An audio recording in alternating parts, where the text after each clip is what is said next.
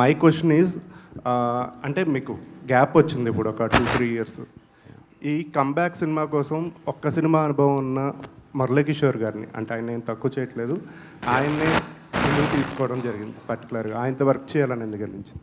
So last bit ఆయన్నే ఎందుకు మీ comeback movie కోసం పర్టికులర్గా? వన్ ఫిల్మ్ ఓల్డ్ డైరెక్టర్ అంటున్నారు, మీరే అంటున్నారు. కాకపోతే ఇంత బజ్, ఇంత పాజిటివిటీ ఏ సినిమా కానీ వచ్చిందా? నాకు లేదు కదా. So he's created that. So all of the credit goes to him and his story. Content మాట్లాడుతుంది. సో నేను కథ విన్నప్పుడు content spoke to me, the story spoke to me, and addict అయిపోయాను స్టోరీకి. ఆ కంటెంట్ స్క్రీన్కి ట్రాన్స్లేట్ అయ్యేసరికి మీరు పాజిటివ్గా రిసీవ్ చేసుకున్నారు. So the experience of working with him, అసలు కొత్త డైరెక్టరా కాదా అనేది అదే థాటే లేదు. We just believed in the story and we went with it seriously. Now I understand. ఆయన ఎప్పుడు చెప్తూ ఉంటారు, కొత్త డైరెక్టరా పెద్ద డైరెక్టరా ఆయన ఎప్పుడు చూడేవారు కాదు. So first time I have experience that and we both worked as newcomers. I'm also very much newcomer in this film. All the best. Akhil గారు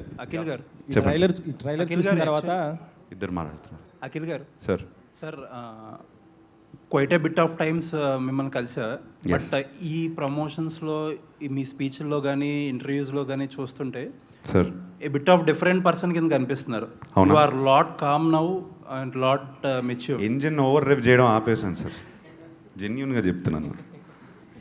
కొంచెం కామ్ అయ్యాను. ఎందుకండి? Why exactly? What is that? You try to give your everything every time at every opportunity, but you also learn that what is necessary. ఈ సినిమాకి ఏం necessary నేర్చుకున్నాను. And I think the calmness is also coming from understanding how to go about my work. The calmness is also coming. మీరు com అంటున్నారు, ఆ పదం వాడుతున్నారు. Yes, I feel much calmer in the last 3 years. I went through a journey. ఇది నేను వేరే ఇంటర్వ్యూలో కూడా చెప్పాను. I had an injury. దాని నుంచి you learn to slow down little bit and think. And it happened to me. Gap కూడా నేను I didn't enjoy it, but then I started to enjoy it because I understood myself a little bit. I came back with the right approach is what I think. That's all. Nag sir wants to add something. ఏదో అడగగానే కొంచెం ఎక్సైటెడ్గా ఉన్నారు. No, nothing to add. I'm just listening to him. Okay sir, all the best sir.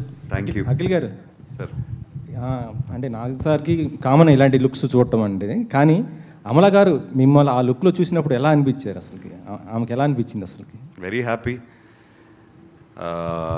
I think first photoshoot అయిన వెంటనే నేను చూపించాను and she very very happy, very happy.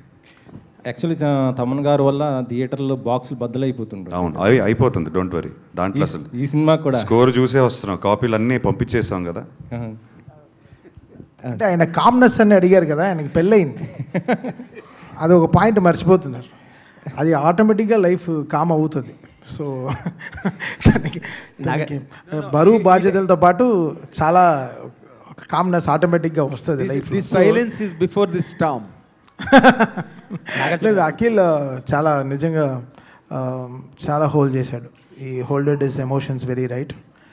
I know what we all went through last 1.5 years. It was crazy journey. అంటే మాకు తెలుసు కదా, ఒక season సీసీఎల్లో ఉండే ప్రెషర్ సినిమాలో ఉండే లాస్ట్ 15 ఏళ్ళుగా తీసుకున్న ప్రెషర్ తీసుకుంటాం. అలా it's not easy, but Akhil will make it very big. Sir Nagarjuna garu sir